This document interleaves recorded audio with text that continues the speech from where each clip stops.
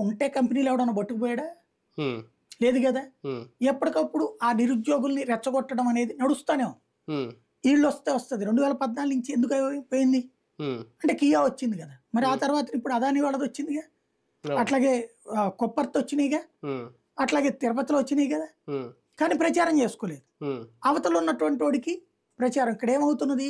ఇతర రాష్ట్రాల్లో ఉన్నటువంటి వాళ్ళని ఒక యూనిట్ లాగా డిసైడ్ చేసి వాళ్ళతో ఎప్పటికప్పుడు టచ్‌లో ఉండటం తెలుగుదేశం చేస్తుంది. హ్మ్. వైసీపీ వాటిట్లో ఫెయిల్ అవుతుంది. నిజంగా వైసీపీ ఓటింగ్ పర్సెంటేజ్ అంతే ఉంది అని అనుకుంటే, ప్రజలు ఎక్కువ అంచనాలు పెట్టేసుకున్నారా వైసీపీ మీద, జగన్ మీద? ప్రజల అంచనాలను జగన్ రీచ్ కాలేకపోయారా? అంచనాలు పెట్టుకున్నది వాళ్ళు రీచ్ అయినట్టే కదా! అంతే వస్తాయి. హ్మ్. తగ్గితే గనక రీచ్ కానట్టు. హ్మ్. ఇప్పుడు అంటే ఒకసారి సీట్లు తగ్గుతున్నాయి కదా! సీట్లు తగ్గడం అనేటువంటిది చెప్పాను కదా! హ్మ్. అవతలోళ్ళు కలిసినప్పుడు సీట్లు పెరుగుతాయి ఆటోమేటిక్‌గా. హ్మ్. వీళ్ళకి తగ్గుతాయి. హ్మ్. బట్ ఇతని పర్సెంటేజ్ తగ్గితే ఫెయిల్యూర్ అవుతది తప్పించి, హ్మ్. సీట్లకు సంబంధించిన దాంట్లో కౌంట్ అయ్యకూడదు ఇక్కడ. హ్మ్. హ్మ్.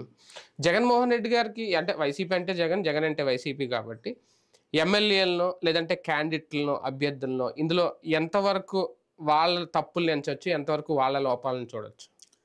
ఇక పైన తను ఒక గుణపాఠం నేర్చుకోవాలా. హ్మ్. ఒకటేంటంటే వాలంటీర్ ద్వారా సంక్షేమం ఇది ఓకే. హ్మ్. కానీ ఎమ్మెల్యే, ఎంపీలకి ప్రాధాన్యత ఇవ్వాలి.